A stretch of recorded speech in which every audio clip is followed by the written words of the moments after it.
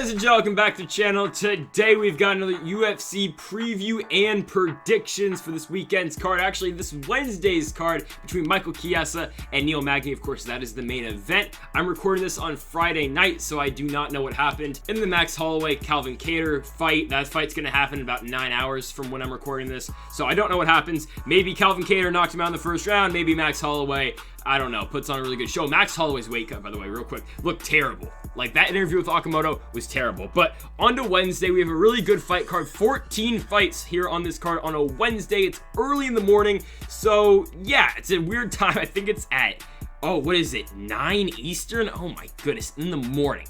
Absolutely terrible, but let's get into it. And folks, real quick though, if you have not yet, check out my MMA channel. I'm going to be doing more MMA exclusive content on that channel, so link is the first link in the description. Go check that out. And while you're at it, make sure to hit the subscribe button down below to this channel as well. Let's get into the fight card. So we will be starting this card off with Manon Fiorot and Victoria Leonardo. This is at 125, and let's start here with Manon Fiorot. So she'll be making her UFC debut on this card on Wednesday. She's coming over from UAE Warriors. She doesn't train in the UAE, but her last fight was for the UAEW Flyweight Championship. She won that fight in the first round by KO.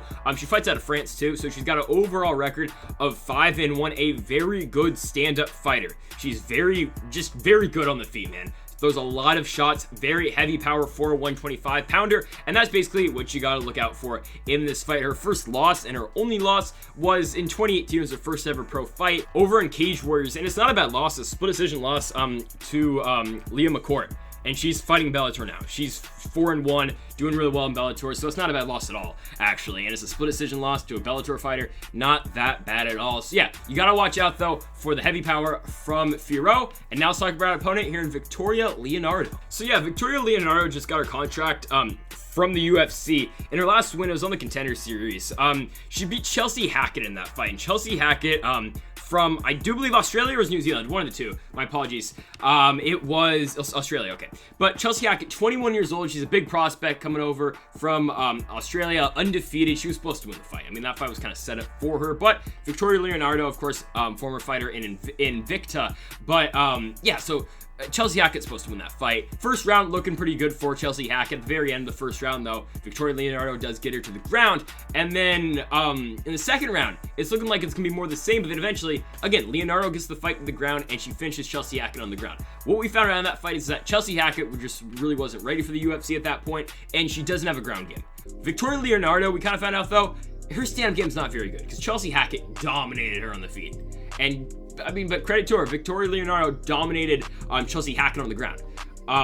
So that was just an interesting thing, that fight, and Leonardo did come back, and then they gave her the contract. So that's interesting. Again, they have to build up that 125-pound division, kind of set up the winner of that fight will be invited on over to the UFC. Before Victoria Leonardo, overall record of 8-2. She's, of course, fought in Invicta some before, also fought a fight in Bellator, and the 2 fights in LFA. The overall record for Leonardo is 8-2. But the thing that concerns me with Leonardo is her stand-up game. And it's like, Manon Fiorot's striking is really damn good. We've seen it. Her last 3 fights in UAE are all by KO. So that concerns me with Victoria Leonardo.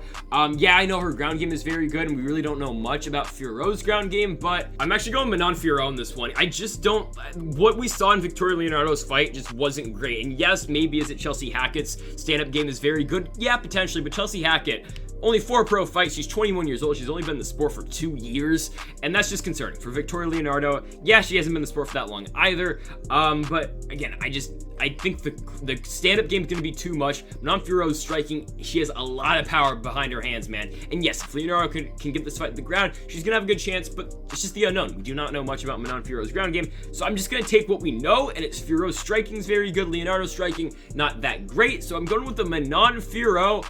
I'll go second round TKO. I think she's going to get a finish in this one. We'll go second round TKO for Fiorot. Next up in the bantamweight division, we have got Sergey Morozov taking on Umar Nurmagomedov. Let's start here with Sergey Morozov. Coming over from M1. He was on a big 5-fight winning streak over there in M1. And he's the defending, or no longer, but he was the bantamweight champion over there in M1 Global or M1 Challenge. right? He won his last 2 fights for the championship, and then most recently got signed in the UFC, was supposed to fight in November to Umar Nurmagomedov, but Nurmagomedov could not fight. I believe he had the virus. Again, not going to say it for demonetization issues here, but yeah, this fight was supposed to happen earlier on this year. But what we've seen out of Sergey, he's very good everywhere, man. I mean, honestly, his ground game is pretty good, but his stand-up game is obviously better than his ground game. A lot of his wins are by KO. His last fight against Josh Rettinghouse, a very good performance. No, he didn't finish the fight, but he put it on Rettinghouse in that fight, and the fight where he won the championship. But really good performance. Watch that fight. Goes 4 rounds. He finishes the guy in the 4th round by KO. And Sergey is looking good, man. He is looking good. But I do believe he's the biggest underdog on this entire card because he is taking on Umar Nurmagomedov, who is undefeated, and obviously because he is a Nurmagomedov. But yeah, do not sleep on Sergey in this fight. Of course, the former M1 champion. M1 champions usually come into UFC fight pretty damn well, so you gotta watch out for that. But let's talk about his opponent here in Umar Nurmagomedov. And Umar Nurmagomedov is very good, man. He is really good. We saw him over in PFL. The dude did not lose in PFL. We've seen him in Fight Nights Global. He hasn't lost there either. He is undefeated currently at record of 12-0, and that's obviously why he is the big favorite in this fight. And yeah, I mean, for good reason. His ground game is just, it's complete domination on the ground. Of course, like, in a way, it's like Khabib, man. I mean, the dude's just dominant on the ground.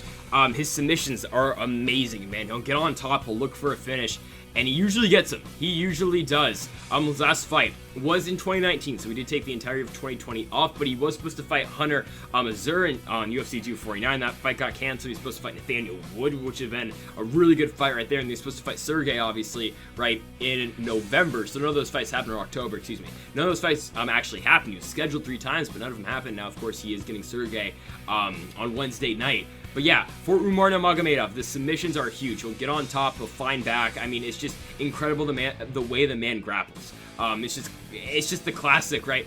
Overwhelming wrestling. It's just the pressure that these guys bring, and Nurmagomedov obviously will have Khabib in his corner in this fight. And you know, I just got to go Umar in this fight. Obviously, he's the biggest favorite on this card for a damn good reason. And yeah, it's just, we've seen him before. It's complete domination. And yes, he hasn't fought since 2019, but you know who else hasn't fought since 2019? Oh yeah, Sergey. I mean, Umar fought in November of 2019. Sergey fought in October. So technically, man, Umar Nurmagomedov fought more recently than Sergey has. And yeah, I'm going with Umar to get the win in this one. I think just the overwhelming wrestling. It's just the constant pressure on the ground. I think Umar's going to get a finish here. I think very, very highly of Sergey. I just don't like the matchup that he got in his first fight in the UFC. Obviously, the former M1 champion, but I just feel like I gotta go Umar Nurmagomedov.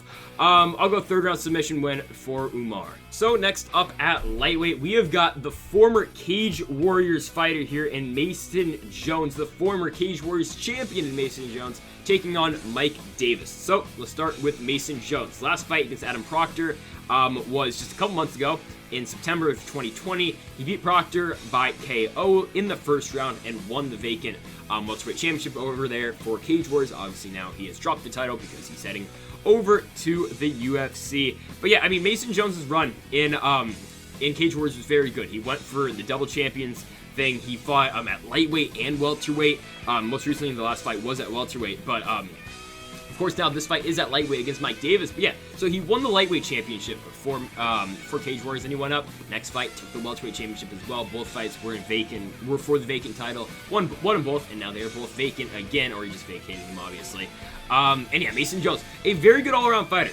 He can get wins on the ground when he needs to, but he can also get finishes on the feet. He's a very good striker, very good grappler as well. I mean, he's a very well-balanced fighter. He's like the true definition, I would say, of a well-balanced fighter. He's very good everywhere. Now, competition from Cage Warriors to the UFC, it's a big step up. Mike Davis is very damn good, but Mason Jones, undefeated fighter, 10-0. I mean, he's fought some pretty good talent so far. The Adam Proctor win is big because Proctor at the time only had 1 loss, and now he's 12-2. Very good fighter over there. Obviously, if you win the Cage Warriors championship, that's something. But if you win them both, you go double champion over there, you go champ. Big accomplishment right there for Mason Jones. So yeah, 10-0, but he's taken on Mike Davis. And yeah, Mike Davis so far in the UFC, he is 1-1. But I mean, his first fight, 2019, they gave him Gilbert Burns. And that's a tough first fight. I mean, I don't care what anyone says. That is a tough first fight in the UFC. Gilbert Burns is about to fight for a UFC title next month. I mean, I've said this before, I'm not too excited for that fight, but whatever, we'll talk about it when it comes.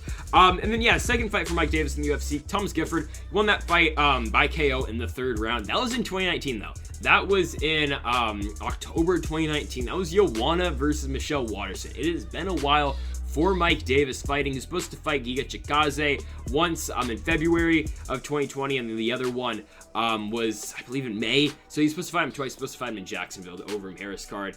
Davis got injured, and now he's finally back taking on Mason Jones. He fought in island fights, but I mean, the competition over there was not great. He also fought Sodiq Yusuff on the Contender Series in 2018. He did lose that fight by unanimous decision. Mike Davis was a big favorite coming into that fight, but Sodiq Yusuff upset him, and now Sodiq Yusuff is a top 15 fighter, and that dude has a freaking future. I mean, Sodiq Yusuff is going to be good. He is going to be very good. This last fight, he's supposed to fight Barbosa, but it got canceled. I don't know what they're doing with Sodiq Yusuff next, but the dude is an amazing fighter. So there's no shame losing that fight for Mike Davis. What we know about Mike Davis, a lot of power, and he's going to look for the finish on the feet. He doesn't really go to the ground much. That's where I think Mason Jones is going to have a good shot in this one, though. I mean, Mason Jones' striking is pretty damn good, and his grappling is all around not bad either. Now, we haven't seen Mason Jones go to his grappling much over these last couple of fights, but still, we know he has it. But honestly, this fight, I think it's just, these two guys are just going to stand there and trade. I really think that's how it's going to go. Mason Jones, if necessary, though, I think he should be able to take this fight to the ground against Mike Davis, just because we haven't seen Davis's ground game much. Because, I mean, we're basing this mostly off the Gilbert Burns fight, right? But it's Gilbert Burns. Burns' jiu-jitsu is very good. He did get subbed in that fight, did Mike Davis. So yeah, this is a tough fight to call because Mason Jones, undefeated coming over from Cage Warriors. Mike Davis, he's done all right so far for himself in the UFC. But as for a prediction, I'm going Mason Jones. Yeah, again, this one was probably one of the tougher ones I decided on through this entire card. I believe Mike Davis is a slight favorite in this one. It's going to be tough. I'll have the graphic on the screen. But yeah, it's going to be a very close fight. I don't know. I think Mason Jones, though, the thing for him, I think he's able to stand with Mike Davis. He's got to avoid the power from Davis because Davis has got a lot of power, but so does Mason Jones. And I think if Jones has to go to the ground, he's going to have a pretty good shot in this one. So I think all around, Mason Jones, again, very well-balanced fighter. I think he's going to have the edge in a couple spots here against Mike Davis. So I'm going to go with the Mason Jones decision win on this one. I don't think he'll get a finish. Again, both these guys are known for getting finishes on the feet. I just don't think it's going to be enough. I think he'll be able to edge out, though, a decision win. So next up at bantamweight, we have got the debut of the brother of Divas, and we have got Francisco Figueiredo. Now, is he a sushi chef, a hairstylist, and a UFC champion? No, he's not, but still, pretty good fighter. He's taking on Jerome Rivera, though. In this fight, let's start here with Francisco Figueiredo. So his last fight was 2019, September 2019, in Jungle Fight. He was challenging for their bantamweight championship, or I believe he was the interim champion going into that fight, fighting for the title over there. It was a draw. So he never got to run that fight back for the championship due to the pandemic, so he's just on to the UFC. That was his last fight, yeah, a draw. Before that, it was in early 2018. I believe, yeah, April of 2018, KO finish over in Jungle Fight. He did win the interim bantamweight championship over there. But yeah, that's his last win, is early 2018. Kind of concerning. Before that, I mean, he fought a fighter who was 6-12. Not much you can put into that. And before that, 2017, fought Eduardo Souza, the same guy he had a draw with, right, for his most recent fight for the bantamweight title. He lost that one by split decision. That was for the bantamweight championship as well. And before that, he beat a fighter that was 1-1. Before that, he beat a fighter that was 12-1 Jungle Fight, but that's 2013. Yeah, we're going far back now. Hasn't fought that often. Lost to Luis Nogueira, fighter at 14-3. Now isn't doing much. He's in Future now, or ACB. I don't know. And then Figueiredo fought John Lineker. I found that kind of surprising. He fought him in 2011. Obviously, won championships, John Lineker now. He lost that fight, but again, it's John Lineker. It's nothing you can take away from him in that fight, obviously. But yeah, my main concern with Figueiredo, though, is just he hasn't fought anyone. I mean, the Eduardo Souza fights, two toughest fights. Last one, he had a draw with them. Fight before that, he lost. Souza's not in the UFC, even though he's the guy who is the current champion right now. Over in Jungle Fight, or actually, I believe he dropped the title. I'm not completely sure with that. I'm not big on Jungle Fight. I don't know, but I don't believe he's still a champion. I would have to check on that one, but yeah, for Figueiredo, I just feel like he kind of got in the UFC because of Divas, and I hate saying that, but I kind of feel like it is because his last win, again, early 2018. it's just kind of concerning. He was just signed like 2 months ago. Again, he's been out of the cage for a year.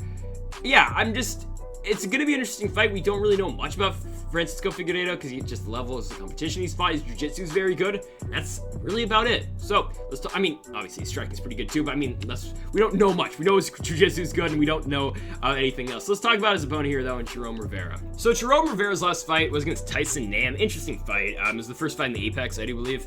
Actually, yeah, I think it was the actual first fight. I know it was on the card, but yeah, he lost that fight and got knocked out in the second round by Tyson Nam. Unfortunate. We'll be talking about Tyson Nam later on in the night. He's got a really good fight against Matt Schnell. I'm excited for that one. But yeah, before that, for Jerome Rivera, he won a fight on the Contender Series against Luis Rodriguez to get his contract. Gave Rodriguez his first ever loss ever in his pro career, so that's big right there. And before that, Rivera fought in LFA. He never got the championship in LFA, but he was fighting pretty well over there. Then he had some wins over in Jackson Winks, MMA promotion over there. And yeah, Jerome Rivera, really good on the ground, and I think this is where this fight's going to be fun. Both these guys, very good BJJ. Now, do I think this is going to be a stand-up fight? No, I think both these guys are going to want this fight on the ground, because I think both these guys think that their ground game is better than the others. So this is where this fight's going to be entertaining. It's honestly going to come down to who has the better ground game. And I got to go Jerome Rivera because we just don't know much about Francisco Figueiredo. Yes, he's had some success in the past, and I know he's had his last 2 wins were by KO, but look at the guys he fought. That one guy's 6-12, the other one a 9-4 fighter who's on a 4-fight losing streak now. There's just not much we can take out of Francisco Figueiredo in his last couple of fights. His last fight was a draw against a very good fighter, that one, Eduardo Souza. But yeah, I gotta go Jerome Rivera here, the more proven fighter. Now, do I think he gets a finish in this one? No, I think he'll probably win by decision. But again, I think he's just more proven, so I'm going with the Jerome Rivera decision win. So next up, we've got Marcus Perez taking on Dulce champion. Let's start here with Marcus Perez. So Perez's last fight against Dricus du Plessis, and I mean, not a good fight for Marcus Perez, but it got me really excited that Dricus du Plessis is in the UFC. That was a good fight for Dricus. I mean, coming over from KSW, I mean, that was a good win. First round KO. It didn't even look like he hit him that hard. He put him down. He put him out. I'm excited for Dricus du Plessis. I think that dude's got a really high ceiling in the UFC. I'm pumped for him, but unfortunately for Marcus Perez, I mean, that fight did not end well for him. In the fight before that, he lost to Wellington Turman, who Wellington Turman's had his struggles in the past in the UFC. Recently, the Andrew Sanchez fight, yikes, he got knocked down in that one. So yeah, Wellington Turman's had his troubles. Marcus Perez lost to him. He beat Anthony Hernandez by Anaconda. That was in 2019. Before that, he lost to Andrew Sanchez. Yeah, I mean, he came over to the UFC after winning the LFA Middleweight Championship. It was a good win over Ian Heinisch at the time, right? Arm triangle choke, and Ian Heinisch, still a very good fighter. Came to the UFC, lost to Eric Anders. The Marcus Perez UFC run has not been great. I'll keep it a buck with you. It has not been very good, especially the last 2 fights. I feel like the Wellington Turman fight was not very good at all for Perez. He just got outstruck in that one. And honestly, I mean, just Wellington Turman kind of controlled that fight throughout the entire fight. And then the Dricus du Plessis fight, yeah, Dricus du Plessis was outstriking him for the first couple minutes of that fight, and then he put him down 3 minutes in. So I feel like it's kind of make or break at this point for Marcus Perez. He kind of needs this one to stay in the UFC. Current record for Perez of 12-4. What do we know, and what do we think that Perez has got to do to win this fight? I think he's got to get this fight to the ground. I mean, honestly, it's going to be where he's going to have his best shot. Now, Dulce champion's ground game is pretty good too, but I feel like Perez, that's the one place that he has I wouldn't say a major advantage, but he's got a good advantage on the ground, so I think that's got to be his keys to success in this one. But he's taking on Dulce champion, and Dulce champion is pretty damn good as well. So yeah, Dulce champion's last fight was supposed to be against Carl Roberson. So that's why if you see on the screen, the old graphic that I used once for the last 5 fights. Not gonna lie, those graphics you'll see right there, I don't know if it's flashing on the screen right now, but it should be soon. Those took me forever, dude. Like, that's why we do the text now. Like, dude, that one video, the UFC 252, the graphics took me about like 9 hours the first time I was doing them too. It's a quick story on that. I don't know why I had to say that, but just saying. But yeah, so Dulce supposed to fight Carl Roberson, fight never happened. Now he's getting Marcus Perez, but his last fight was against Magomed Ankalaev. That was a long time ago though. 2019 November, he lost that fight, got him with a front kick. He lost by front kick. 30 seconds into the 3rd round. His first fight in the UFC was against Daquan Townsend. Now, Daquan Townsend's UFC run can't say it went great. Just lost to Dusko. Yeah, the run for Daquan Townsend did not go pretty well in the UFC. But hey, really good one right there by Delta Champion, and that one outstruck him, got him to the ground, or put him down, finished him on the ground. Good TKO finish there. And before that, obviously fought in EFC. Bunch of wins across the board over there. His only loss was in 2015. He got subbed by Rene Kachok. It's been a while. Delta Champion's good everywhere. Got a really good ground game, a very underrated ground game. We've seen it. He's been able to pull it off in the past. But yeah, definitely his stand-up game is his main point. And I'm just going to say it outright. I think he beats Marcus Perez in this fight. Marcus Perez, not looking good. The Dricus du Plessis fight, now, I think very highly of Dricus du Plessis. I think that dude could be a top 10 fighter very soon. Like, honestly, end of the year, I think you could see Dricus du Plessis in the top 10. But I think Dalch's power is going to catch up to Marcus Perez in this fight. I think he'll be able to put him down. And I don't know why we're predicting so many knockouts as of late, but I think Delta Champion knocks him out. I'll say first round knockout. I feel pretty confident in this fight for Delta Champion getting the win. And yeah, first round KO. So next up, we've got Zaruk Adashev taking on Mudaerji. Let's start here with Zaruk Adashev. So his last fight, Tyson Nam, Calvillo. He missed weight in that fight, missed it by 2.5 pounds. The fight did not end well for Zaruk. He got knocked out by Tyson Nam in the first round, 30 seconds into the fight. Pretty unfortunate. He came over from Bellator. He's on a 3-fight winning streak over there in Bellator. He fought at flyweight a couple times over there.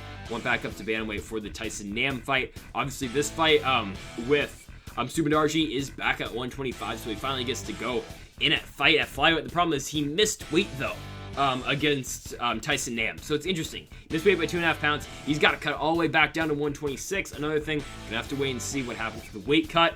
And yeah, I mean, for Zaruk, he's got some pretty good kickboxing. He's a very good striker. Now, Tyson Nam did catch him 30 seconds into their fight, but that's going to happen. Tyson Nam's got some damn power, and that's about it.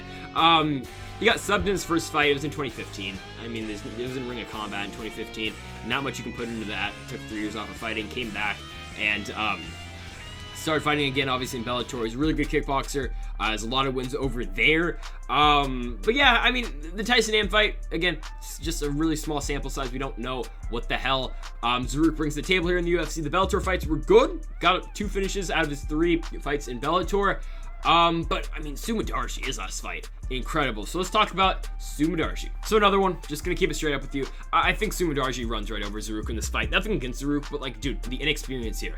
Mudaerji's last fight against Malcolm Gordon. Holy crap! Smith Clark, November 28th, 2020, 44-second knockout, absolutely incredible. And yes, the Andrei Sukhomov fight wasn't, I mean, it was a good win for Mudaerji. Now, it wasn't anything like making the Sports Center top 10 like the Malcolm Gordon fight did.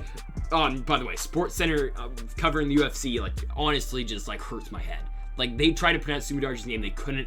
I remember, okay, just a quick side note. When they were showing the Joaquin Buckley finish over Impa Kasanganay, they were calling Impa Kasanganay Impa Kasangane.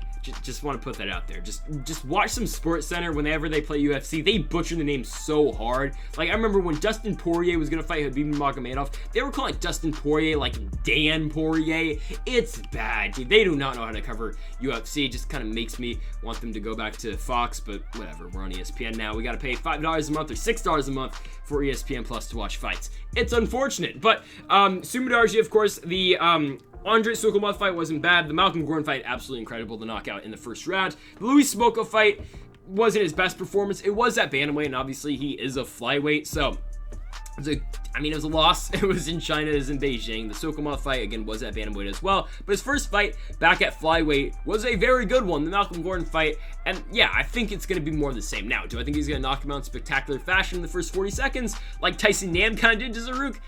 Maybe. I don't think it's going to exactly be like that, but I think Mudaerji is going to get another finished win. The way this dude gets finishes, I mean, he gets a lot of damn finishes. Now, the way to beat Mudaerji is out there. It's take him to the ground and finish him down there. The thing is, Zaruk is not a good grappler. It's just simple. He's a kickboxer. Mudaerji is a kickboxer as well, and Mudaerji will likely win this kickboxing fight, and I think it's the main thing for me, the power is going to be too much. Mudaerji's power is going to be too much. If you take him to the ground, you're going to have a good chance of winning the fight. The problem is, it's not going to happen. So Mudaerji, yeah, we're going another first round TKO finish. Mudaerji, give it to him. Okay, one more thing about my little rant here about ESPN and UFC. Okay, I was watching a college football game. I do not remember what the college football game was. I believe it was BYU or something. BYU was playing on ESPN too. It was before the prelims of Figueiredo Perez was about to start, all right? They tried to tell me on ESPN that the main event, get this, was Davison Figueiredo versus Valentina Shevchenko. They saw the 125-pound champion for both of them, and they were trying to tell you on television, you're going to sign up and you're going to watch Valentina Shevchenko versus Figueiredo when the graphic on the screen says Figueiredo versus Perez, Maya versus Shevchenko. Dude, ESPN is pissing me off sometimes. All right, let's just get on to the next fight. So yeah, we got Ricky Simón taking on Gaetano Pirrello. Let's start here with Gaetano Pirrello. He will be making his UFC debut on Wednesday night over there in Abu Dhabi, Wednesday morning here. Again, the start time is going to be crazy on Wednesday. Hey, I'm up for it though. So Gaetano Pirrello, last fight, did win by liver shot in round 1. This was in 2019 though, so he did not fight in 2020. Before that was 2018. He won by doctor stoppage in the first round. Again in European beatdown, excuse me. Fight before that, he did lose to a fighter who was 14-5-1. And then before that, got a couple TKO wins. Fought in AFL once, lost there, very naked choke. Fought in Cage Warriors once, did lose that fight over there in Cage Warriors. Given, it was Arnold Allen. So, I mean, Arnold Allen has only lost once in his entire career. So, very good fighter. I'm interested to see where they go with Arnold Allen next. He's supposed to fight Jeremy Stevens, Josh Emmett. Who knows when Arnold Allen will be ready to fight again, but I'm hoping that's very soon. So Pirrello, again, that one loss is to Arnold Allen in Cage Wars. Nothing to be ashamed of in that fight. So yeah, but Gaetano Pirrello, the problem I have with Pirrello and with a couple of these fighters to come over from the independent promotions overseas is that Pirrello, like, dude, he hasn't fought anyone. I mean, he's fought Arnold Allen, who is a UFC caliber fighter, but he hasn't beat anyone who's a UFC caliber fighter, or really not even close to it. I mean, I'll just tell you all these names, all the records of the guys he's beat. 7-5. We're going in order from his last fight. 7-5 fighter. Before that, 6-4. Lost to fighters 14-5-1. Before that, beat a fighter 12-12. Yikes. 7-1. Okay, good win. 5-9-1. I mean, 0-2, 1-0. It's just, I just don't know what to expect out of Pirrello. We know his striking's good. We know he can knock dudes out. We know he has a lot of power, and we know that if you get him to the ground, he isn't great. He is not very good on the ground. All of his losses do come by submission. So that's, if you're Ricky Simón, that's the formula on how to beat him. But Ricky Simón, not really known for his grappling. I mean, he's a good grappler. He's not going to go out there and just pull guard on guys. But again, Pirrello, good striker.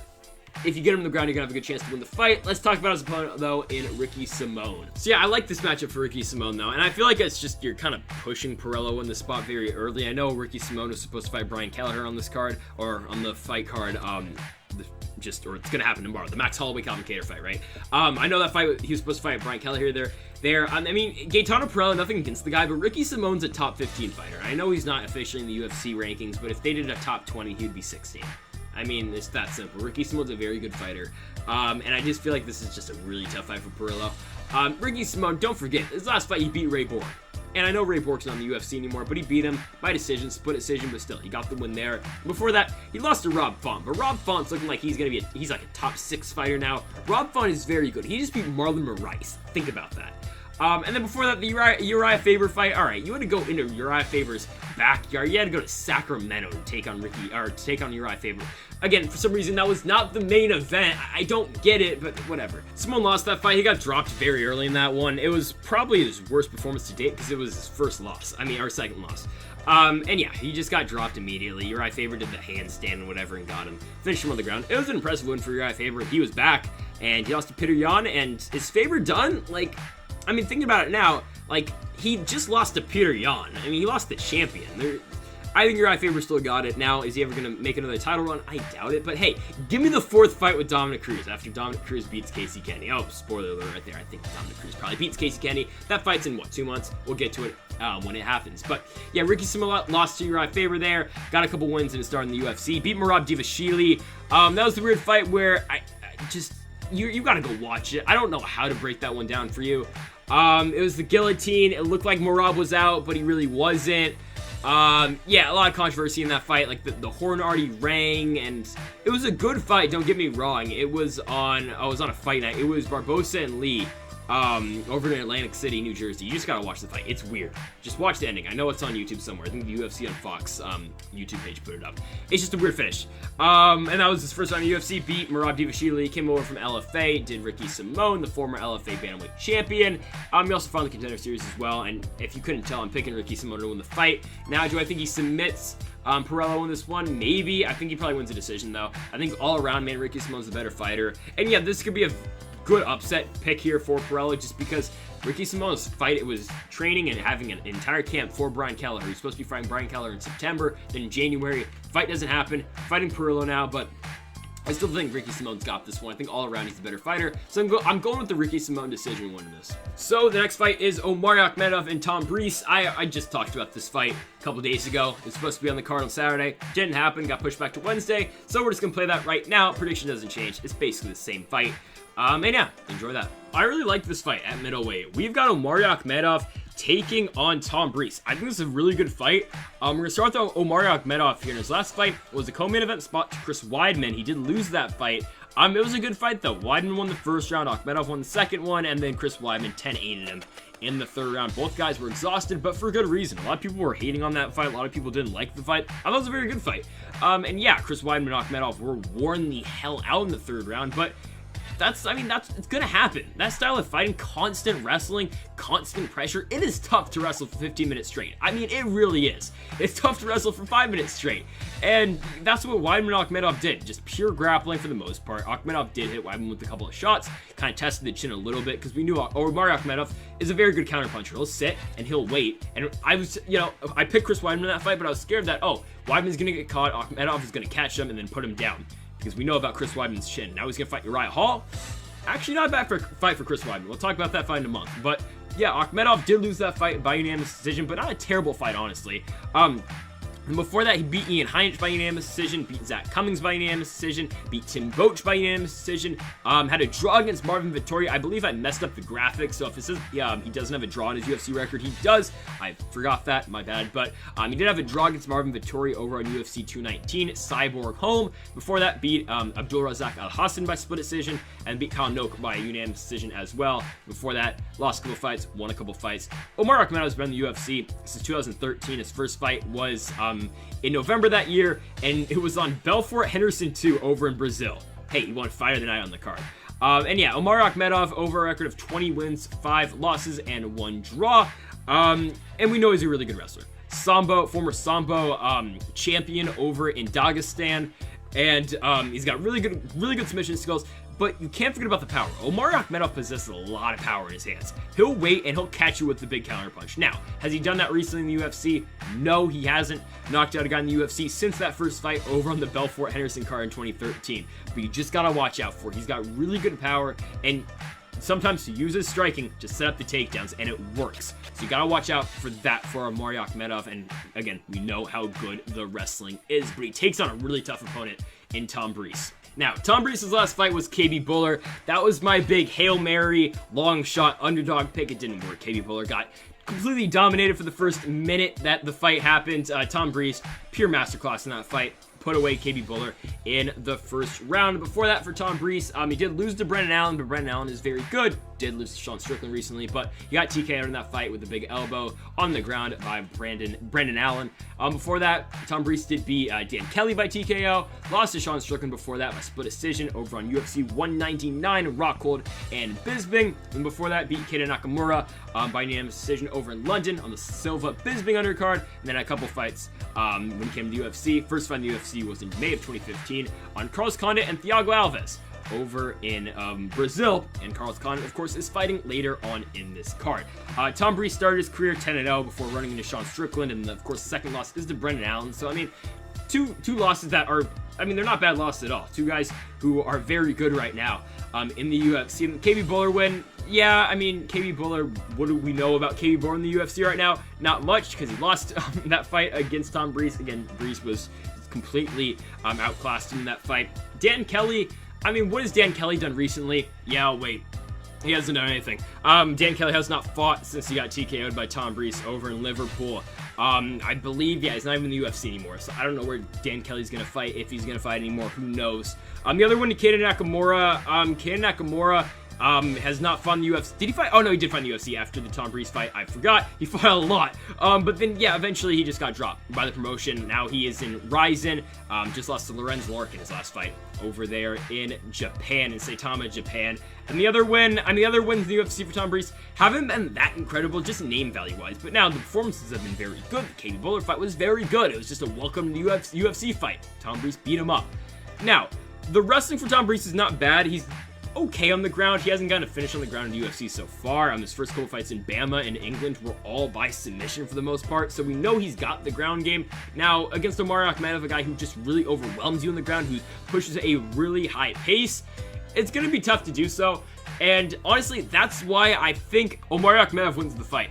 I just think the wrestling is going to be too much. And yes, Tom Breese has very good submissions off his back, but the way Akhmedov fights is very hard to get submissions off your back. Akhmedov pushes a really incredible pace on the ground. And yes, you're probably thinking, well, okay, Akhmedov kind of just sits back when he's striking. Yeah, he's a counterpuncher. He'll just wait and he'll sit. But once he gets on the ground, it's very hard to get up. So, you're going to see Omar Akhmedov just kind of hang out on the feet and just kind of wait for the action to come to him. So you're going to see that a little bit. It kind of causes for some boring fights, but I think eventually Omar Akhmedov is going to get this one on the ground. I think he's just going to really just overwhelm Tom Breese down there. And I think Omar Akhmedov is going to kind of do what he did to Zach Cummings, limit the striking, get him to the ground, and win the fight. Because if Tom Breese can keep this one standing, he's going to have a good shot to win this one. I think he can just basically out-volume Omar Akhmedov, of course, if Akhmedov doesn't catch him with a big shot. But otherwise, I think Akhmedov just keep this one on the ground. I think he'll out-wrestle Tom Breese. And I'm going to go with the unanimous decision win for Omari Akhmedov. Next up at featherweight, we have got Lerone Murphy taking on Douglas Andrade. Let's start here with Douglas Silva de Andrade. His last fight, he beat Renan Barão by unanimous decision over on Blakovic Jacare over in São Paulo, Brazil. Before that, he lost to Pirrello, which, again, is Pirrello, UFC 232, Jones Gustafsson. For that, he did beat Marlon Vera by unanimous decision. Pretty good win over there, over in Brazil. And then before that, lost to Rob Font, but I mean, we've seen Rob Font now. And then before that, a couple wins to make his start in the UFC. In his first fight, he got Zubair to Hugov in his first fight. Again, not an easy fight at all. Just lost to Hakeem Dawodu in his last fight over on UFC 253. That was a split decision fight. Should have been unanimous. Hakeem Dawodu put it on to Hugov in that fight. But I mean, the Douglas, that fight in 2014 against Hugov, his UFC debut, this was on Lyoto Machida, Gegard Moussaoui, over in Brazil. In the co-main event, Ronaldo Jacare Souza taking on Francis Carmon. Interesting. Like, I mean, that was a while ago, dude. That is a throwback. But yeah, so Andrade started off his MMA career 22-0, and given he fought like in Jungle Fight and other promotions in Brazil, wasn't fighting the best competition. But I mean, just look at the dude on the screen right now. Douglas Silva de Andrade is jacked. I mean, that dude, bro, like, he's got power too. I mean, 19 wins by knockout. The dude, it's either he wins by knockout or, yeah, he doesn't win the fight. I mean, it's that simple, basically. The dude has so much power. He's got power, a 145-pounder should not have. But Lerone Murphy's good, too. So let's talk about Lerone Murphy here. Career record of 9 wins, 0 losses, and 1 draw. That 1 draw being to Zubair to Hugov. Again, MMA math doesn't work. I mean, Douglas Silva fought him in 2014. Lerone Murphy fought Tuhugov in 2019. It just doesn't work out like that. But Lerone Murphy's last win, a very good win over Ricardo Halmas. Got him to the ground, finished him with the ground and pound over earlier this year, or actually last year, 2020. It was on the only other, or actually there's 2 Wednesday cards last year, but it was on a Wednesday card as well. It was on Calvin Kattar, Dan Ige. He beat Ricardo Halmas there in the first round by TKO. And Lerone Murphy, I mean, yeah, this dude only gets finishes by stoppage too. Both these guys know how to get knockouts. Someone's probably gonna get knocked out in this fight or TKO'd. It's gonna happen. And what I forgot to mention earlier about Douglas Silva de Andrade, I mean, the dudes he's lost to: Pirrello, Rob Font, Zubair to Hugov.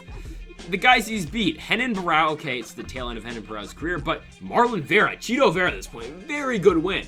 So Douglas Silva de Andrade fought some really good fighters, and he's been in there with the best of them. And Lerone Murphy, really the only close fight he's had in his career was the Zubair to Hugov fight. This is probably the best fight on this card. I would say the closest fight on this card, other than probably the main event. and a couple others, but we'll talk about them later. I mean, this is such a good damn fight, man. Leron Murphy, Douglas Silva de Andrade.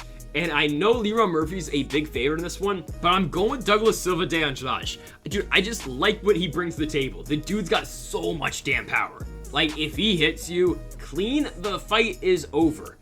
And, I mean, yes, the Edinburgh fight, he didn't finish him, but still, he put a beating on him. In the Marlon Vera fight, okay, yes, he didn't finish him either, but still, he's got a lot of power. He's a very good striker, and the Marlon Vera fight stands out. And again, the fights, I mean, dude, he lost to Peter Yan and Rob Font. 2 top 5 guys. Rob Font's like number 6 right now, still. 2 top guys. He lost the champion in Rob Font in the UFC, and then to Hugov by unanimous decision his first fight in 2014. Other than that, the dude is perfect. I think Douglas Silva de Andrade is going to win this fight. I think it's going to be a stand-up battle. Someone's getting knocked out. You got to talk about Leon Murphy's, the work he does to the body, though. He's very good there, but I still think Andrade, the power is going to be enough. And I know Leon Murphy's got a lot of power, too. So, again, someone's getting knocked out. I'm going with the big underdog, one of the bigger underdogs on this entire card. I'm going Douglas Silva de Andrade to pick up the win. I'll say knockout first round. Yeah, let's go with it. And here is your weekly grappler versus striker fight. Matt Schnell, Tyson Nam. Hey, I mean, what else can I say? Matt Schnell, amazing grappler. Tyson Nam, amazing striker. I don't know. There's another one of these fights later on tonight, but like, it is how I'm just gonna get it. I'm gonna talk to these 2 fighters, but this is how basic as I can get it. Tyson Nam is a good striker. Matt Schnell is a very good grappler. If Matt Schnell can get this one to the ground multiple times, I think he's gonna win the fight. If Tyson Nam can stuff a couple takedowns, keep this fight standing, I think he's gonna win the fight. Like, it's that simple. First off, let's talk about Matt Schnell. Last fight, Alexandre Pantoja. I mean, yeah, it wasn't a great fight for him. He got knocked down in about 4 minutes. Now, he couldn't get the fight to the ground. Pantoja's takedown defense is very good. And Pantoja is one of these guys in the weight class that you could eventually probably see fighting for a title. And yes, he just lost to Askar Askarov, but hey, Askar Askarov is fighting Joseph Benavidez in a #1 contenders fight. And Joseph Benavidez could be challenging for a title again. Oh my goodness, I didn't think I was going to say that in 2021, but it's a thing. Joey B's a fight away from the title again. Oh my goodness, if not 2. Maybe they have him fight Perez and he wins both of them. We're stuck with the trilogy with Figgy and Joey B, or maybe it's Moreno and Benavidez, which isn't a bad fight because Joey B was the coach of Brandon Moreno on The Ultimate Fighter. Just a fun fact right there. But again, a lot of things have to happen for that to happen. But back to Matt Schnell. Right, he lost to Alejandro Pantoja. Lost that one by KO. Before that, beat Jordan Espinosa on the ground. Covington Lawler in Newark, New Jersey. Got to fight the ground in a minute. Finished him triangle choke. Before that, Luis Smoka finished him with another triangle choke. Came to the UFC. Before that, had a couple fights. Lost to Rob Font. I mean, again, it's Rob Font. The dude's just on a roll right now. Lost to Hector Sandoval. Beat Marco Beltran. And then one other fight as well by split decision. He was on The Ultimate Fighter, of course. That same show with Joseph Benavidez and Henry Cejudo as the coaches. Of course, Brandon Moreno was on there as well. Tim Elliott ended up winning the entire show, and Matt Schnell lost to Tim Elliott in the first round. He got caught with the guillotine choke, so that's unfortunate, but it was 5 years ago.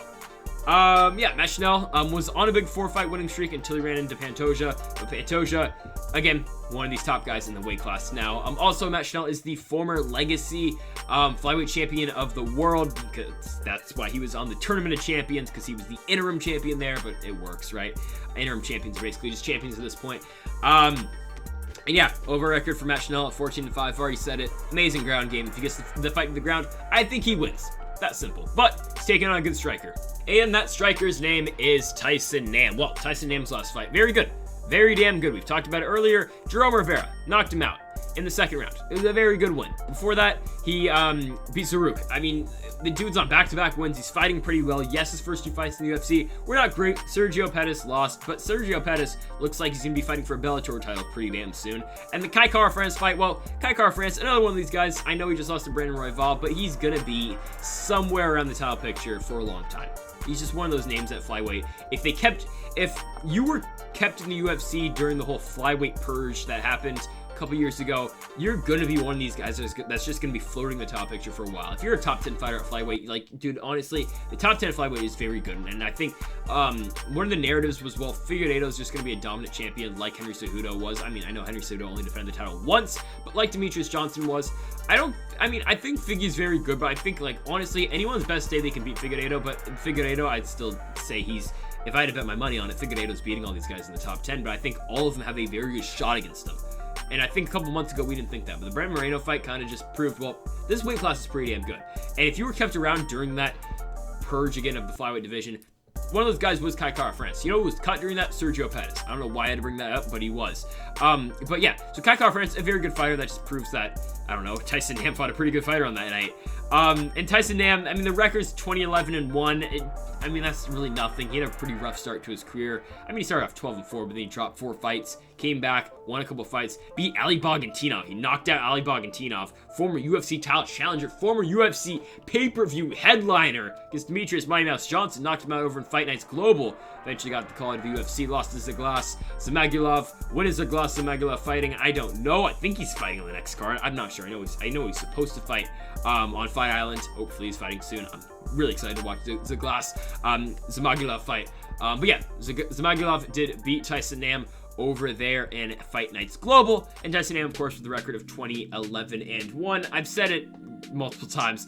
If Tyson Nam can stuff a takedown, if he keeps this fight standing, he's gonna win the fight. Now, do I think that's gonna happen? Honestly, yeah, I think he probably will. I think, you know, Matt Schnell's good at getting fights to the ground, and once he gets seated to the ground, the fight's pretty much over. But Tyson Nam's shown a lot of power in his last couple fights, and I just don't think that can be matched at this point. I think he's gonna kind of do what Pantoja did to Matt Schnell, and just keep the fight standing. And I'm going with the Tyson Nam win here. Another one of these fights I was going back and forth with. I was gonna pick Matt Schnell. Probably. I mean, I was thinking I was gonna take Matt Schnell for basically the majority of the day. But I think Tyson Nam, honestly. Again, one of these fights I would not put money on it. It's a very close fight here. Could go either way. It's just simple. Grappler, striker. You just don't know what's going to happen. I think the striker's going to win this one, but again, Matt Schnell could definitely win. I'm going to go with the Tyson Nam knockout. I think he knocks him out. Another first-round knockout. Let's go with it. Okay, well, next up, 125. We've got Viviane Araujo taking on Roxanne Modafferi. Just to make this real clear at the beginning of this fight prediction, I have nothing against Roxanne Modafferi. She seems like a very nice person. But watching Roxanne Modafferi fight is the most, like, triggering thing ever. Nothing against the woman, because she gets the job done. Don't get me wrong, she's a good fighter. But it's just, oh my goodness, it's just like such a, I wouldn't say annoying, but it kind of is at the same time. It's just, I don't know. I feel like they keep trying to feed fighters to Roxanne Modafferi that they think they'll, like, for example, they thought Macy Barber was going to be Roxanne Modafferi. They thought that was just going to be a stepping stone for Macy Barber to eventually, honestly, challenge Valentina eventually. And yeah, Roxanne Modafferi just beat up Macy Barber for 3 rounds. A fight that, yeah, we didn't think that was going to happen that way. And I think, and then the Andrea Lee fight too. Andrea Lee was on a big run. I still think Andrea Lee's a very good fighter, but she's on a 3-fight losing streak now. I thought she should have won the JoJo Calderwood fight. I thought she should have won the Lauren Murphy fight. Roxanne Modafferi, though, beats her, and there's no debate on it. Yeah, she won 2 rounds to 1. Yeah, Modafferi's been around for a while. She's been fighting since 2003. She's a former Strikeforce fighter. She lost that fight. She lost both of them once to Sarah Kaufman. Oh, that's, yeah. If you can find the Roxanne Modafferi Sarah Kaufman fight, nasty slam. Like, Sarah Kaufman slams her down on the mat hard, bro. And then Roxanne Modafferi went on like a big 6-fight losing streak. She comes back. She comes to UFC on a 5-fight losing streak. Loses to Raquel Pennington. Wins a couple fights. Beats Andrea Lee again in Invicta. Then gets the shot on the Ultimate Fighter. Fights for a world championship. She did lose though to of course Nico Montano. Hey, I think the Roxanne Modafferi would have fought Valentina Shevchenko. Now, how would that fight have ended for her? I don't imagine that fight would have ended pretty well for Roxanne Modafferi, but yeah, I don't know. Roxanne Modafferi, she's a good wrestler all around. I mean, she can get fights to the ground. That's what she did to Macy Barber. She's not a bad striker as well. She's got a pretty nice leg kick. We've seen that in the past. Her leg kick's pretty damn good. Her striking, it's slow, but again, it gets the job done. It's weird. It's hard to explain the Roxanne Modafferi fighting style. She's a top 10 fighter. Despite the negative record in the UFC, but I mean, she's fought the best 125-pounders in the weight class. And her big win, Macy Barber, 100%. And the Andrea Lee fight was very impressive just a couple months ago. But yeah, let's talk about our opponent, though, in Viviane Araujo. So, Viviane Araujo only lost once so far in the UFC, twice as a professional. The first loss, 2016. Let's not talk about it, but her run in the UFC has been very good. Started off, won a fight, debut fight, big knockout in the 3rd round. Cool. Next fight, takes on Alexis Davis, a former UFC title challenger, headlined a pay-per-view once. And yeah, she beats Alexis Davis by unanimous decision over on UFC 240 in Edmonton, Alberta, on Frankie Edgar, Max Holloway. Next fight, lose to Jessica Ai. Tough fight. I've talked about this fight before. This is the fight where Jessica Ai said she wanted to be on Joe Rogan's podcast, and Joe Rogan just like looked the other way. Just didn't say a word. Yeah, Jessica Ai won the fight. Now I missed weight by about 6 pounds, so I'm really not going to take anything off of Araujo on that fight. I'm really not. And the Montana De La Rosa fight, very impressive. On Overeem Sakai, it was a good fight for Viviane Araujo. It really was. Montana De La Rosa is a very good fighter. I think pretty highly of Montana De La Rosa. Her grappling is very good. Her striking, not going to lie, needs some damn work, but her submission skills are very damn good, and Viviane Araujo got the fight off the mat. She kept it standing, and she beat her. She beat her up. Montana De La Rosa busted her nose. Very good win for Araujo in that fight. Now she's taking on Roxanne Modafferi. I mean, it's going to be interesting because we know Viviane Araujo's ground game is so good, and that's honestly why she beat Montana De La Rosa, is because once the fight got to the ground, Montana De La Rosa lands a takedown. All right, well, Araujo's not bad off her back either. And I don't think she was scared of the Montana De La Rosa ground game, because if she had to go to the ground, I think she probably would have the advantage down there. And with Roxanne Modafferi, yeah, she's a good striker, kind of. I think Araujo could probably match her striking. And if Roxanne Modafferi, we know she's a good wrestler, right? But if she takes this fight to the ground, I think Araujo's good off her back. She's good enough off her back where she's comfortable over there. She could probably lock in a submission. And I think Araujo's, I feel like I pick against Roxanne Modafferi almost every fight. I think everyone except for the Lauren Murphy fight. I think Araujo wins this fight. I think she's better all around. I think the fight goes to the ground. She's got the advantage. Stays on the feet. She's got the advantage. I think Araujo probably just beats her for a decision win. And I think Viviane Araujo keeps climbing those ranks here in the flyweight division. Hey, give her a top 5 name next. Well, we've got Vinicius Moreira taking on Ike Villanueva. Yeah, interesting fight at 205. That's how I'm gonna put it. Yeah, there's not much to say about this one. Vinicius Moreira, he's 0-3 in the UFC. Lost to Alonzo Menafield, got TKO'd in the first round, then went on to fight Eric Anders, lost in the first round. Fought Paul Craig, lost in the first round. Yikes. Yeah, I mean, he hasn't gotten out of the first round in the UFC, and he hasn't won a fight in the UFC. And yeah, he won on the Contender, beat John Allen. All right, solid win. Got a triangle choke in the second round, but yeah, the plan on how to beat Vinicius Moreira is out there. It's just, yeah, don't let the fight go to the ground. You're gonna have a good chance to win the fight. If the fight doesn't go to the ground. Yeah, Vinicius Moreira's ground game is very good, and that's how he got his contract. But Menafield kept it standing. Anders kept it standing. And Paul Craig was like, okay, well, I'm a grappler, so I'm just going to take you down and see what happens. And he choked him out. Yeah, the Vinicius Moreira UFC run has not been great. He's fighting for his contract here. You could probably say the same for Ike Villanueva. I mean, maybe, probably. I mean, he'd be 0-3 with a loss here. Definitely for Vinicius Moreira, he needs a win here to stay in the promotion. Yeah, it's a tough call. Because Vinicius Moreira's ground game is good, his stand-up game not very good. And that's about it. And Ike Villanueva is a guy who's fought heavyweight in the past. Yeah, I know. Vinicius Moreira fought like heavyweight like 2016. It's been a while though. So yeah, that's Vinicius Moreira. Let's talk about his opponent though in Ike Villanueva. And yeah, I mean the Moreira UFC run hasn't been great. The Ike Villanueva run in the UFC wasn't great at all. It hasn't been great at all. He got the contract. He's fighting over pretty well in Fury. He beat Rashawn Coulter for their light heavyweight championship. Big ups there. Rashawn Coulter was supposed to have a boxing fight against Vidal Riley. Or no, it wasn't Vidal Riley. He was supposed to fight someone else. I don't know. Was he supposed to fight Vidal Riley? Yeah, I think he was. Fight never happened. But Ike Villanueva beat Rashawn Coulter. Good win there. Former UFC fighter, of course, Rashawn Coulter. Then he fought Chase Sherman. Chase Sherman's return fight to the UFC over in Jacksonville. He got dominated in that fight, bro. He got dominated. Got knocked down the second round. Then the fight against Jordan Wright, the Beverly Hills Ninja, wasn't great. I mean, we've kind of seen the way on how to beat Jordan Wright at this point. You just do what Joaquin Buckley did. Just meet him with power, and Jordan Wright really can't keep up. I mean, he's only lost 2 times, but still. Ike Villanueva came in there, got cut 90 seconds in. He wanted to keep fighting. Didn't happen. And yeah, the doctor stopped it a minute 30 in. Yikes, right? The UFC run has not been great for Ike Villanueva. Now, compared to Vinicius Moreira, who has more upside currently, I think it's probably Ike Villanueva, because given the Chase Sherman fight, okay, it's just a loss straight up. The Jordan Wright fight, he was probably on his way to lose that fight. I'm gonna keep it a buck with you, but there's still a little bit there that, I mean, I don't know, maybe there's like a 25% chance Ike Villanueva could have turned that one around and landed a knockout punch. Now, it's a striker versus grappler fight. It's one of these again. Ike Villanueva, his striking, taking on Vinicius Moreira's grappling. Yeah, it's that simple. Now, do I think Ike Villanueva's stand-up game is better than Vinicius Moreira's ground game? That's a weird comparison, but probably. I mean, I just don't know, because Ike Villanueva, he's lost by submission before in the past. The Trevin Giles fight, yeah, he fought Trevin Giles back in 2016. He lost that fight by arm triangle over Legacy. And then Vinicius, and that's the last time for him being submitted. Vinicius Moreira's last time being knocked out was in 2019, and he got knocked out twice in 2019. He went 0-3 in the year. Not fight in 2020. This is the third to last fight on the entire card. You're gonna have dudes who are gonna, for the first time, watch the UFC on ABC. You're gonna watch Max Holloway, Calvin Kattar. I'm hoping it's an amazing fight. Carlos Condit, Matt Brown, hoping it's an amazing fight.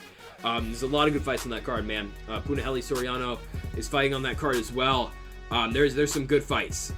And you're going to get a guy who's going to tune in to ESPN Plus, going to buy ESPN Plus. By the way, Punahele Soriano, Dusko Todorovic, I'm just pumped for that fight. But yeah, you're going to have someone buying ESPN Plus, and they're going to watch Ike Villanueva and Vinicius Moreira. Hey, this could end up being a really good fight, though. Don't get me wrong. This could be a good fight. By the way, I'm picking Ike Villanueva. I think the striker's probably going to win this one. I just don't know. Who knows? I mean, Ike Villanueva is 0-2 in the UFC. Vinicius Moreira is 0-3.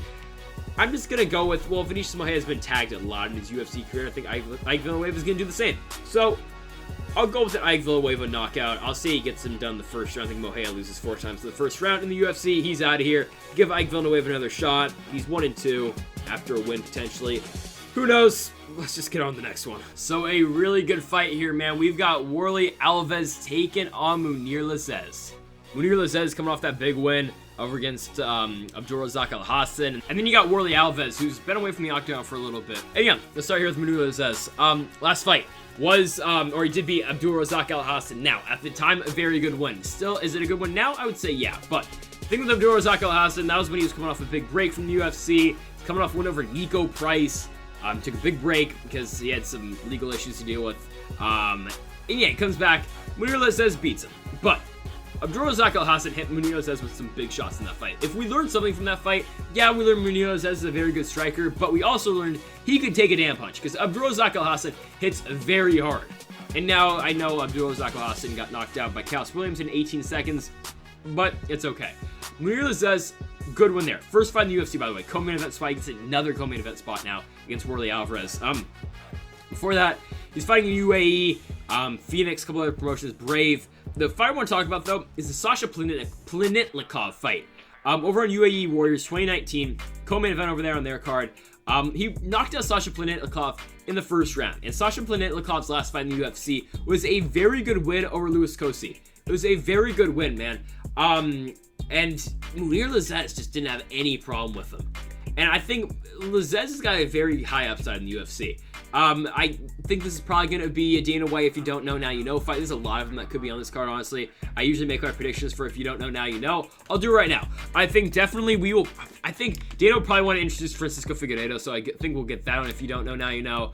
I think we probably get this fight. We might get Matt Schnell and Tyson Nam too. I don't know. There's a lot of fights that could be on it. Omar Akhmedov too. It's going to be one of those fights. Actually, Mike Davis, Mason Jones too, because Dana loves hyping up the Cage Warriors guys.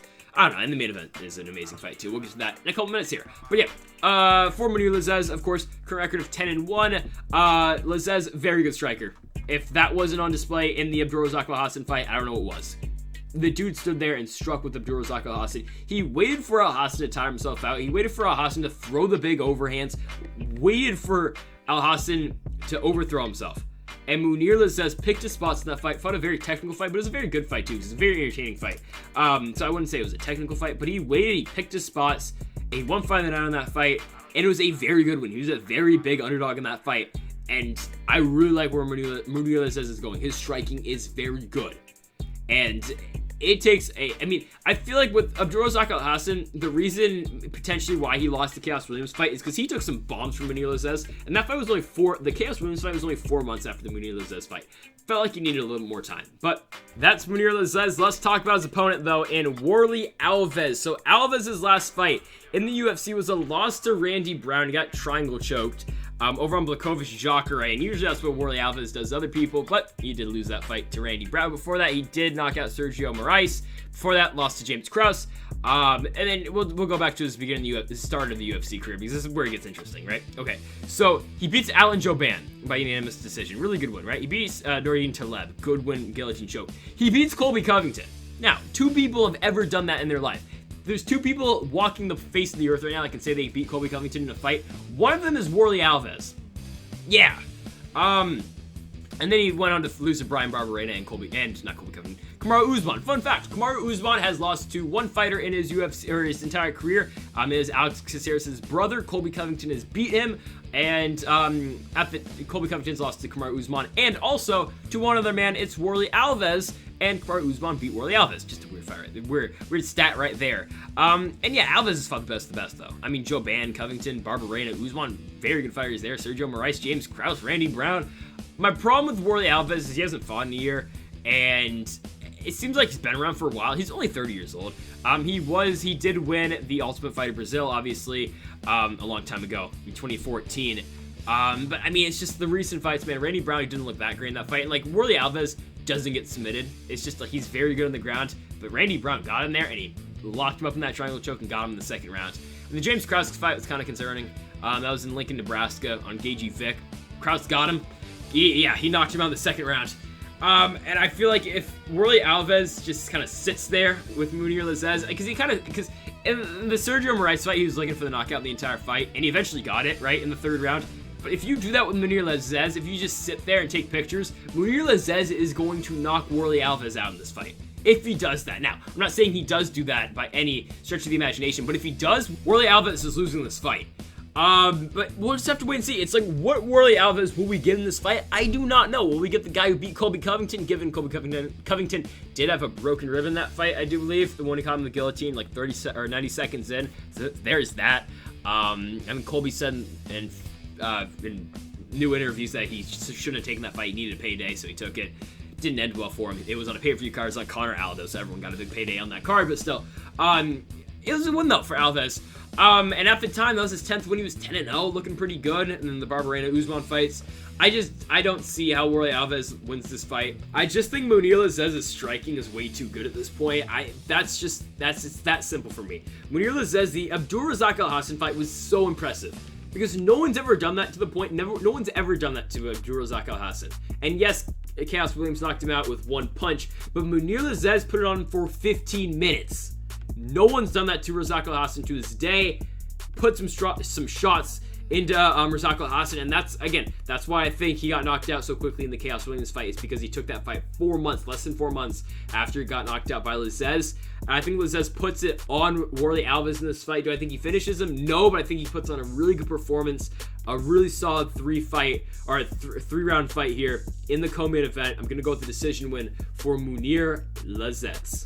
It is time for the main event of the evening. We have got our other grappler versus striker. There's a couple of these on this card, and this is just it's a grappler versus striker fight. That's all I can say. Neil Magny, Michael Chiesa. I just want to say though, Neil Magny's grappling as a whole is very underrated. I'm gonna start with Neil Magny here. The Robbie Lawler fight, and we can say what you want right now at this point in Robbie Lawler's career.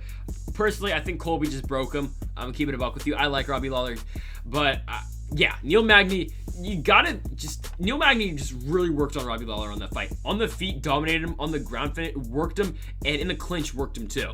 You can't underestimate Neil Magny's ground game in this fight. Now, considering he's fighting Michael Chiesa, he's not gonna have any success on the ground. He's gonna have to keep this fight standing. And again, I'm going to keep it this simple. Do I think Neil Magny is going to be able to stuff 5 takedowns, or do I think Michael Chiesa is going to be able to land 5 takedowns? That's the question you got to ask yourself in this fight. Which one do you think is going to happen? And I just don't know, because this is such an unpredictable fight. Because Neil Magny, at times, we've seen he's very damn good. The Robbie Lawler fight, yeah. But was that Robbie Lawler just not being that great anymore? Potentially, yeah. The Rocco Martin fight, very good win. Unanimous decision. The Li Jingliang fight, very good win. The Ponzinibbio fight, it was a main event and got knocked down the 4th round. Very good fight. I highly suggest you go watch that one. And yeah, Ponzinibbio got him in the 4th. But are we going to give the Magny that came in there and just beat up Carlos Condit for 3 rounds? I don't know. Or we're going to give the guy who lost Rafael dos Anjos by arm triangle, UFC 215, given Rafael dos Anjos' ground game is very good, but that happened. That was on Nunez Shevchenko. That was a co-main for a that was a co-main for a pay-per-view. Yikes. So I just don't know what Magny we're going to get. Magny's been fighting the UFC for a long time. He's been fighting the UFC since 2013. His first ever fight was against John Manley. That was on Rousey Carmouche, the first ever UFC women's fight. Is on that card. Obviously, he fought in the Ultimate Fighter, right? He lost, I believe, the semifinals. Yeah, he was on the Shane Carwin, Roy Nelson season. Almost forgot that season existed. I'm gonna keep it a buck with you. Yeah, I forgot that one even happened. Because they never fought, right? Yeah, Carwin and Nelson never fought. Yeah, I'm trying to remember real quick. When was that in Shane Carwin's career? That was 2012. Okay, so Shane Carwin. This is after. Wait, this is after you lost to Brock. Okay, that's weird. So yeah, he coached the Ultimate Fighter. He got injured. That's what happened. Okay, he got injured, and then he was like, was he talking to Bellator? I don't know. Shane Carwin never came back. I don't know what the hell happened to his career. He had Brock Lesnar beat. I know this is a Magny Michael Chiesa video, but he had Brock Lesnar beat in the 1st round. That's why Josh Rosenthal is one of the best referees in the sport. I don't know where he is. He hasn't been seen since Sacramento card last couple years ago, but yeah. He wore himself out in that 1st round, then Brock on with the arm triangle. That was a quick side lesson about Shane Carwin and Brock Lesnar in 2011? But anyway, Magny was on that show. He won 3 fights, got into the semifinals, lost. Unfortunate, but he's been great. He's been great in the UFC. I mean, he's got wins over top guys. I mean, these guys, we got Tim Means, we've got Hector Lombard, Kelvin Gastelum, Johnny Hendricks, Robbie Lawler, Carlos Condit. And those are big wins, man. And Magny's striking is very good. Now, his ground game is underrated, but again, I said it earlier. It doesn't matter what ground game you got against Michael Chiesa. If you're fighting Michael Chiesa, odds on in the welterweight division, your ground game is going to be worse than him. Other than Khamzat Chimaev potentially, Colby Covington, Kamaru Usman. Those are the guys who I think can really just on the ground with Michael Chiesa, they could probably beat him. And now I think Chiesa could beat those guys too, but they stand a very good chance against Chiesa on the ground. So it's that simple. I'm going to keep that same thing. Because honestly, I don't think we're gonna get a finish on this fight for Magny. Now, do I think we could get a finish for Michael Chiesa in this fight? Definitely. It's this simple. Do you think Magny can stuff 5 takedowns or more, or do you think Michael Chiesa can land 5 takedowns? I just don't know. Let's talk about Michael Chiesa though. Now, Michael Chiesa very good on the ground. I mean, that was showcased in the Rafael dos Anjos fight. Just pure domination on the ground. That was 2020. That was in 2020. That was in Raleigh, North Carolina. Blades dos Santos. Pure domination on the ground for Michael Chiesa. Now, the Diego Sanchez fight, whatever. But the Rafa, he won that fight against Diego Sanchez. But after Chiesa beat Rafael dos Anjos, he called out Colby Covington. Said that was going to be his fight in July. Yeah, it just never happened. I don't know. He got Magny instead, which is cool, but he's fighting a guy who's lower than him in the rankings. I don't know. Whatever. It was worth a shot, I guess, right? He's just said DC to go F himself. This is my interview. Colby Covington, I'll see you in July. Never happened. And I think Colby would probably dominate Michael Chiesa. Yeah, I think he probably would. But Chiesa beat Diego Sanchez. Joe Rogan, he had money on that fight, right? I mean, like, Joe Rogan was just every little thing Michael Chiesa did. Like, it was a good win for Michael Chiesa. It wasn't, like, it was 30-27. He obviously won all 3 rounds, but Joe Rogan was making it out to be, like, this fight was like a 30-23. Like, oh my god, Michael Chiesa, look at the sweep on the ground. Oh my god. Like, oh, now he's going to side control. He's going to north-south. Oh my goodness, we don't see this in MMA anymore. We don't see the north-south position. Just, I don't know. I mean, again, Michael Chiesa, though, is a wizard on the ground. And that was shown in the Carlos Condit fight. The fight before Diego Sanchez. Got Carlos Condit to the ground, got him with a Kimura. My problem is this, though. Michael Chiesa he can be submitted. He's a very good submission offense, but submission defense, he can be submitted. Anthony Pettis, Kevin Lee, back-to-back fights where he did get submitted. Now, Anthony Pettis got him really early, I do believe. Yeah, he got him in the 1st round. The Kevin Lee fight, or no, Kevin Lee was in the 1st round. Anthony Pettis was in the 2nd round. The Kevin Lee fight, it was a 5-round main event. There's a lot of trash talk going into that fight. Kevin Lee got him through a naked choke in the 1st round. And the Anthony Pettis fight got him the triangle armbar choke in the 2nd. I mean, Chiesa's very susceptible of being submitted. Now, do I think it's going to happen? No, I don't think it's going to happen. Because Neil Magny's ground game isn't that good to that point. So, yeah, I'm going to keep the same thing. Can Chiesa keep it on the ground? Can Neil Magny win the fight on the feet? It's tough to say. Michael Chiesa currently with a record of 17-4, wins over guys such as Ali Quinta, got him by submission. Neil Dariush, Carlos Condit, Diego Sanchez, Rafael dos Anjos. Fun fact, he lost to George Masvidal in 2013. The main event of that card was Demetrius Johnson versus Jean Moraga for the championship. That fight happened? Okay, I did not know that fight. That was a 3-round fight. Oh, no, it was a 5-round fight. Okay, armbar. I forgot Demetrius Johnson fought John Moraga. I'm gonna keep it a buck with you. But yeah, he lost to Jorge Masvidal. He lost by dart stroke to Masvidal in 2013. Again, it's 8 years ago at this point. Just want to throw that out there. It's a tough fight to call, man. But in the end, I'm gonna take Neil Magny. I think he'll be able to stuff the takedowns. And yes, we've seen Neil Magny get taken down before. We've seen it happen. We've seen it in the RDA fight, but I think Neil Magny's on a roll right now, and I think his grappling is definitely underrated, and I know it's not up to the standards that Michael Chiesa holds, but I think it's going to be enough. I don't think it's going to be one of these guys going to win 5 rounds. I don't think Neil Magny's going to win 50-45. Now, do I think this is going to go to the scorecards? Yes. I don't think Neil Magny's going to be able to put away Michael Chiesa. But I think Michael Chiesa is going to win rounds. This is going to be a close fight. This is going to be one of these scorecards that it's going to be one of these that are up in the air. I honestly think it's going to be. I think Michael Chiesa is going to win 2 rounds, and Magny's going to win 3. I think Neil Magny wins this fight 48-47. I'm not going to pick the rounds because it's just pointless at this point, but I think it's going to be a very close fight. What I'm saying is it could go either way. It's just another grappler striker. You don't know what's going to happen. You just do not know the game plans of these guys. And I think Magny's barely going to edge out a win here. I think he barely wins it in a 5-round decision. Now, what do I want to see out of Neil Magny after the fight? I want him to call it Tyron Woodley. I think it's a good fight for Neil Magny. And for Tyron Woodley, it's one of these fights where, yeah, you lost to Gilbert Burns, Colby Covington, and Kamaru Usman, but those are the top 3 guys in the world right now. You got to prove you're still in the top 10. Fight Neil Magny. That's a fight right there, man. I want Neil Magny to either call out Woodley, Damian Maia. I think those are the fights. The Wonder Boy fight would be interesting, but I think Wonder Boy, at this point in Neil Magny's career, I think Wonder Boy would still probably beat him. I still hold Wonder Boy to a very high regard. Hell, I think Stephen Wonderboy Thompson is the best striker in the 170 division. I think he's better than George Masvidal striking. He's already beat George Masvidal. We've seen that fight.